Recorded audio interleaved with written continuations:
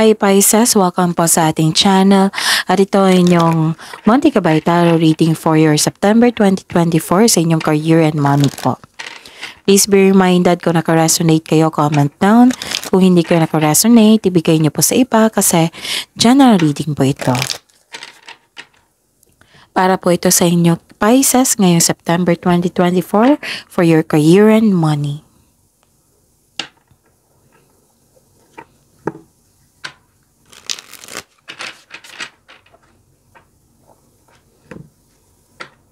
Maraming salamat po sa inyong patuloy na suporta at maraming salamat din po sa mga hindi nag-skip ng ads. Gamitin ang reading na ito bilang gabay lamang. Sa mga hindi pa nag-subscribe, subscribe na po kayo at click bell notification para malaman nyo na may bago tayong video. Para sa mga gustong magpa-reading po, may lumabas dyan sa screen nyo ngayon. Panoorin nyo po at sundin ang instruction. Calling the attention sa mga suki ko dito na Pisces, open na po inyong Monte Cabay Tarot reading for September 2024. May 6 months from now reading tayo at love life reading po. So message me Pisces for schedule. Maraming salamat po.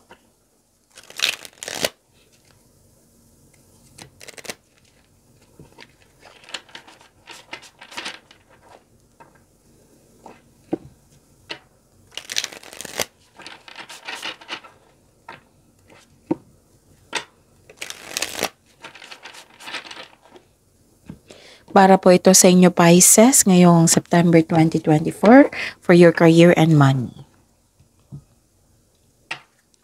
Spirit's Guide, mga ganap po para kay Pisces ngayong September 2024 sa career and money nila. I need 3 cards po.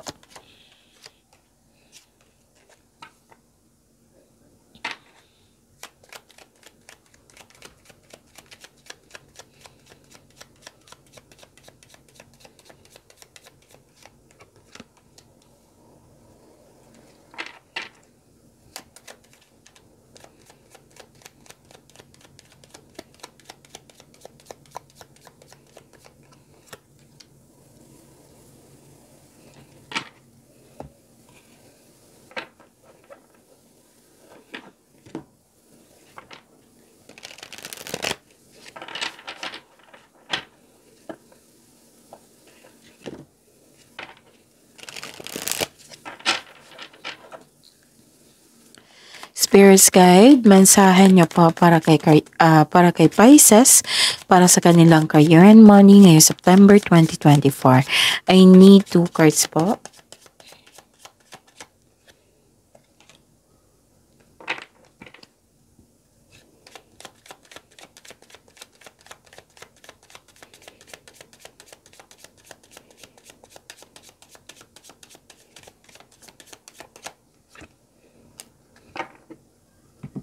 Okay, Pisces, ngayong September 2024, sa career and money nyo po. Wow, this is harvest.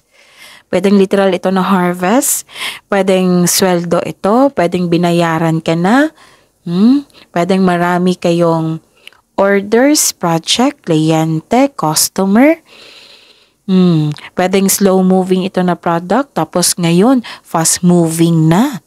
Nakilala na ng mga tao. So this is harvest.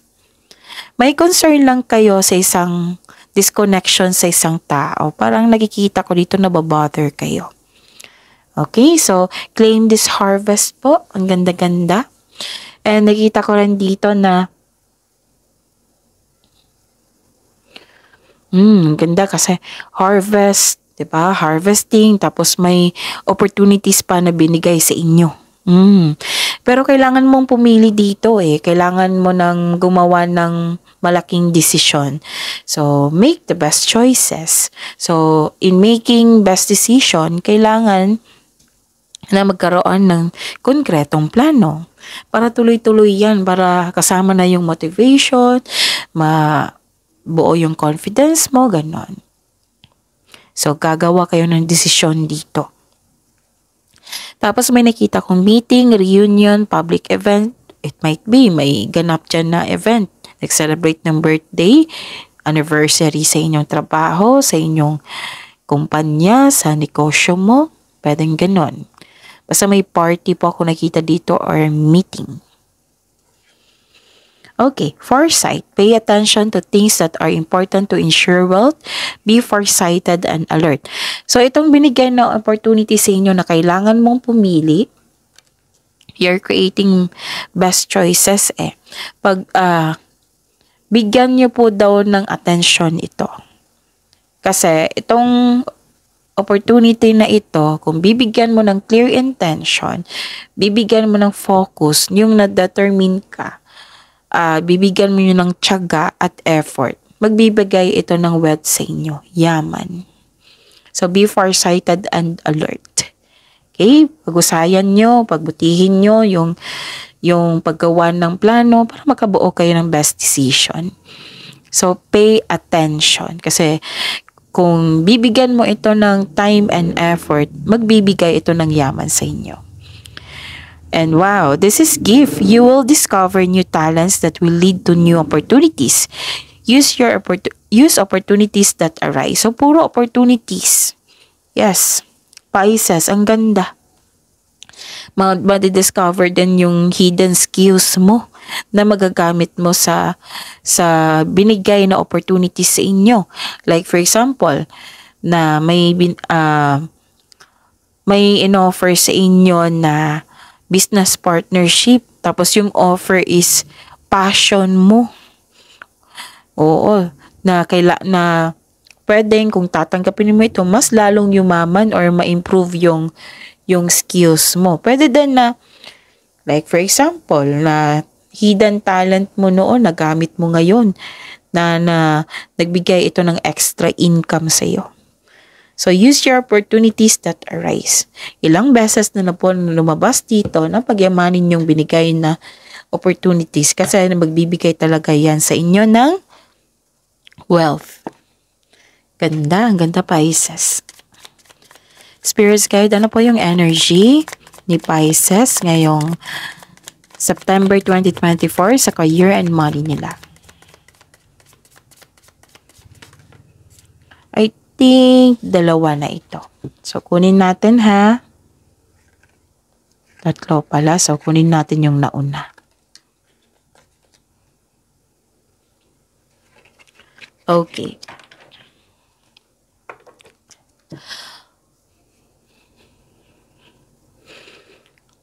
Panoorin niyo po yung last 4 days kabay tarot reading niyo po. Para hindi kayo malito, para hindi kayo maguluhan, panoorin niyo po yung last 4 days. Yung sunod-sunod na date, like for example, kasi monthly ito, like for example, napanood nyo ito ngayong September 5, panoorin nyo po yung September 4, 3, 2, and 1. Kung may nakita or narinig kayong repeating message, kailangan nyo po iyan bigyan ng atensyon. Kung maaari po, bigyan nyo po ng solusyon at aksyon. Okay? Again, calling the attention sa mga suki ko dito na Pisces, open na po inyong monthly kabay tarot reading for September 2024. May 6 months from now reading tayo at love life reading po. So, message me Pisces for schedule. Maraming salamat po. What is your energy? Inom muna ako ng tubig ha, saglit lang po.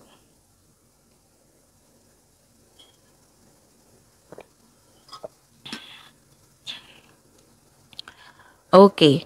Diba may sabi ako sa inyo kanina dito na bother kayo sa disconnection sa isang tao? May nakita kasi akong away dito eh. Pero kung hindi pa ito nangyari, mag-iingat kayo na kailangan nyo daw hindi mastorbo, madistract sa taong ito. Tapos, don't give up po daw kasi marami kayong gawain dito. Baka makaranas kayo ng burnout. So, iwasan nyo po.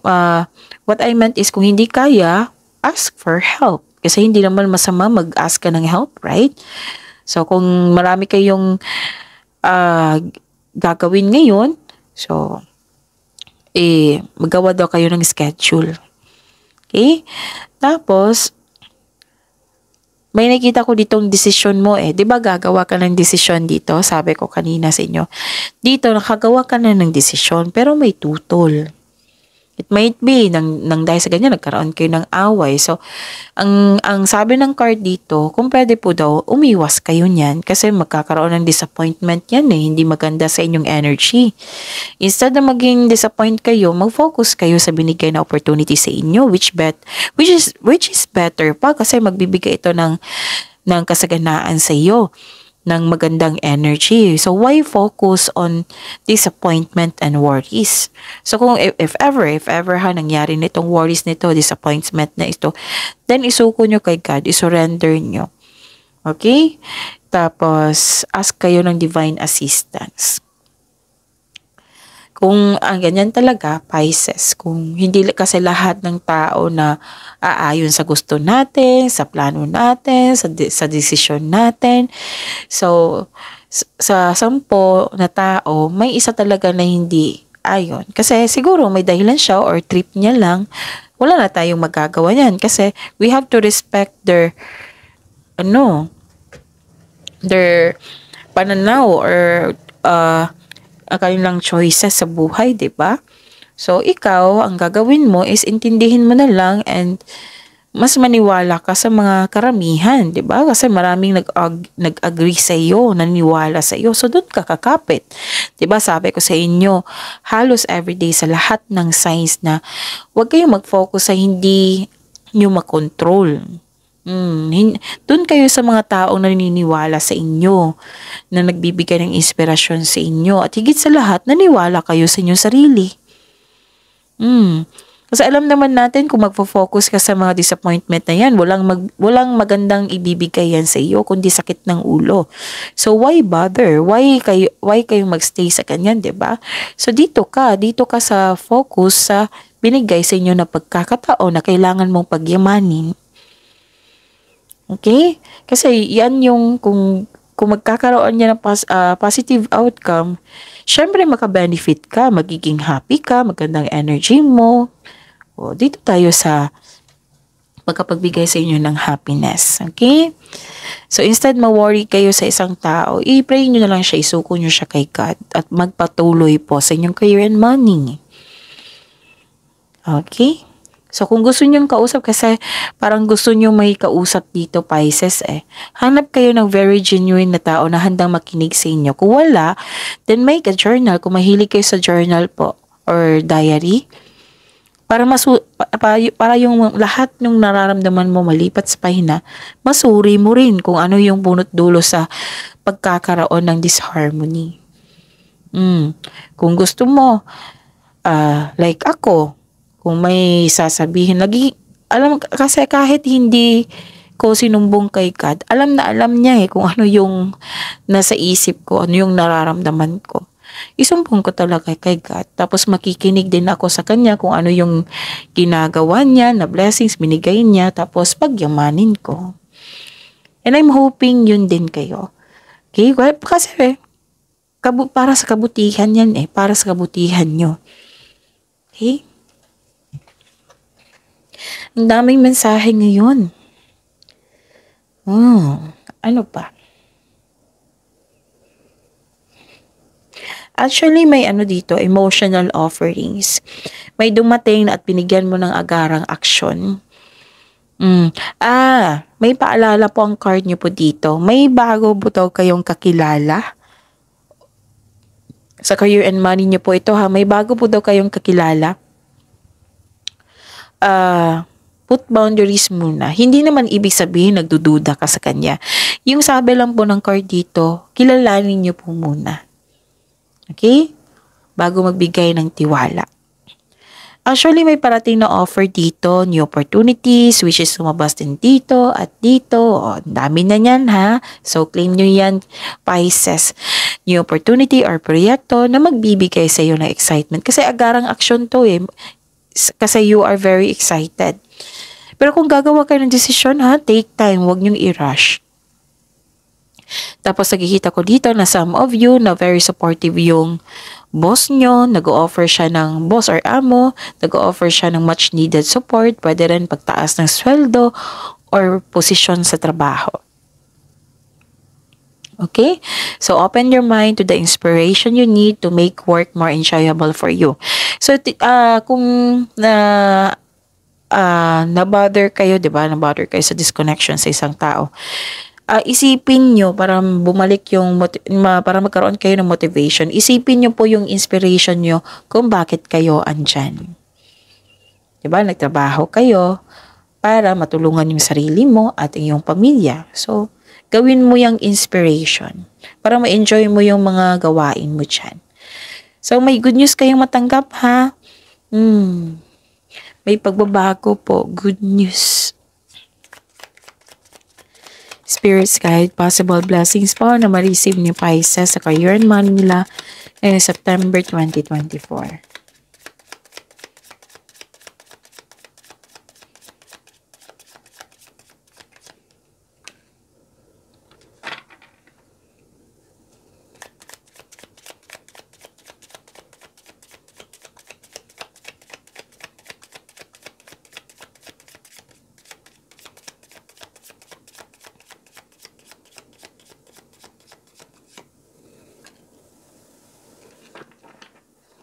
Ang ganda nito. Possible blessings, ha? Okay.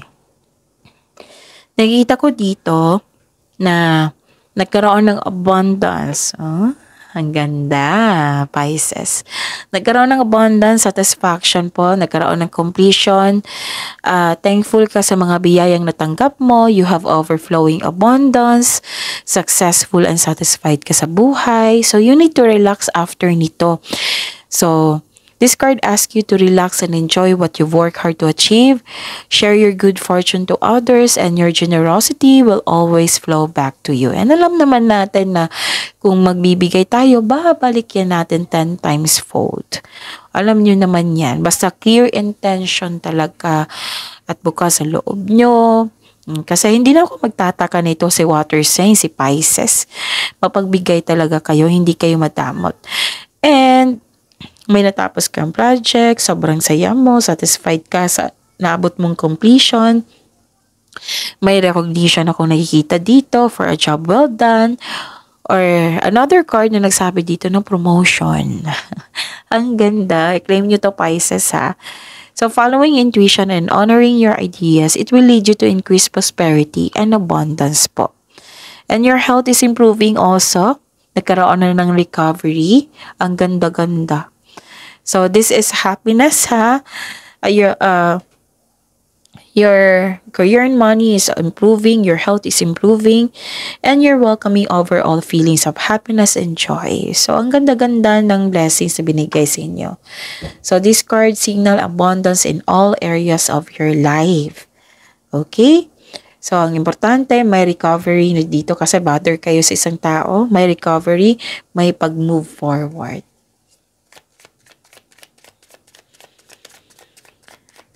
Spirits guide.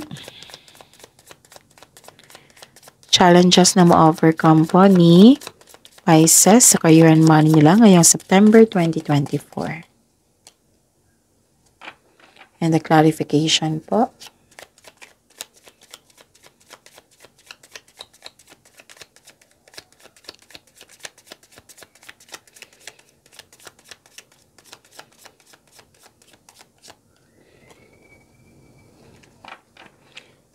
Maraming salamat po sa patuloy na tiwala at suporta sa ating channel at maraming salamat din po sa mga hindi nag-skip ng ads.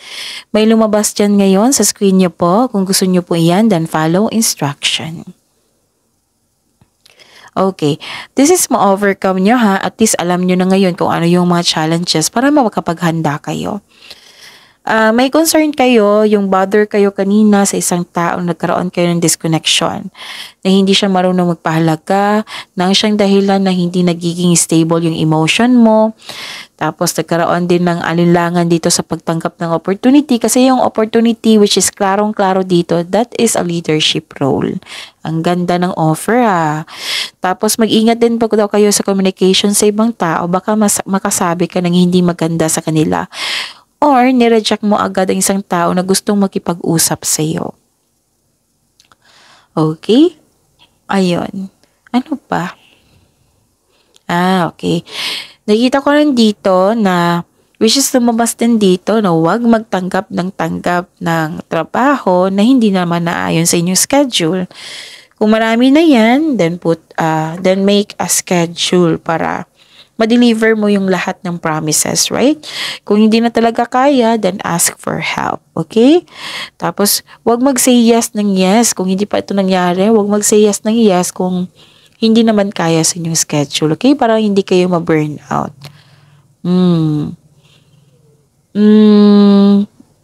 Okay, pag burnout nakikita ko dito. So, that is a challenge. Claim these blessings, this positivity. Ang ganda-ganda ng resulta sa inyong career and money for September 2024. Pagbutihan niyo po. So, yun. Maraming salamat po. See you tomorrow, Pisces. Please like, subscribe, and click the button for notification para updated po kayo sa daily tarot reading natin. Maraming salamat po.